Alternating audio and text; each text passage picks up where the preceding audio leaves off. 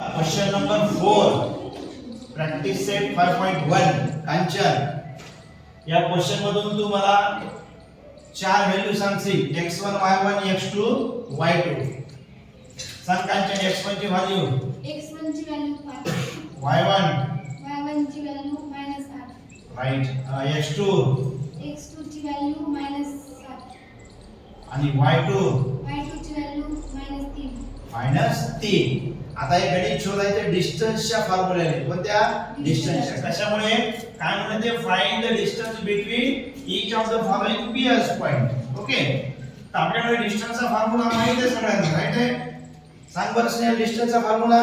distance is equal to हां under root हां x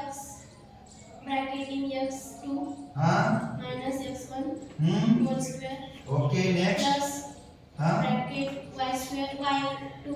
हां y1 whole square whole square okay आता x2 ची व्हॅल्यू शोधायची काळजीपूर्वक x2 किती आहे -7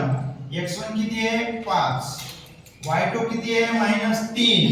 y1 किती आहे -8 तर लक्षात ठेवा लेकरांनो फायबोडोमसचे रूल्स असतात इथे डबल मायनस आले काय करायचं ब्रॅकेट करायचं काय करायचं ब्रॅकेट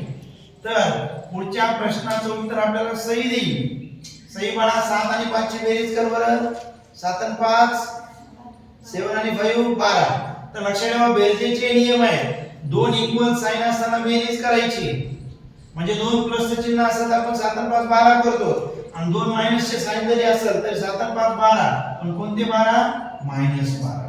कोणते 12 -12 त्याच्यानंतर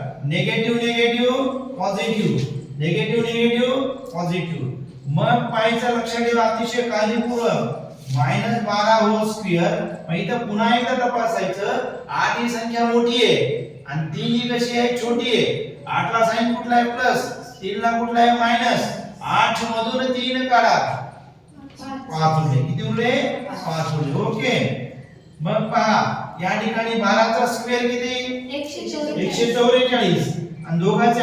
सॉरी 5 चा वर्ग करा 25 मग आता खाली दोघांचं ऍडिंग करा 144 साठी 25 169 आता 169 परफेक्ट स्क्वेअर नंबर आहे म्हणजे वर्गमूळ निघतं कोणाचा आहे तो 13 राईट थँक यू